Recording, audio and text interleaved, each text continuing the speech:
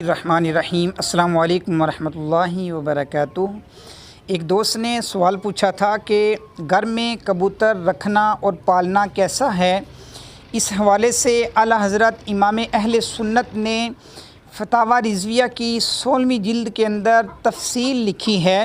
کہ کبوتر پالنا جائز ہے، لیکن کچھ شرائط ہیں جو پالتو جانور ہیں، فار ایگزامپل کبوتر ہے، طوطا ہے، تو شرط یہ ہے کہ ان کا بھرپور طریقے سے خیال رکھا جائے، ان کی غذا کا خیال رکھا جائے، اور علماء نے یہاں تک لکھا ہے کہ دن میں 70 مرتبہ ان کو کھانا دیا جائے۔ 70 مرتبہ دانہ پانی ڈالنے سے مراد یہ ہے کہ ہمارے جو پرندے ہیں، آپ نے اپنے گھر میں جو پالتو پرندے رکھے ہوئے ہیں وہ بھوکے نہ رہیں، ہر وقت ان کو اور ان کے آگے آپ نے دانہ ڈالنا ہے تاکہ وہ بالکل بھوک محسوس نہ کر سکے۔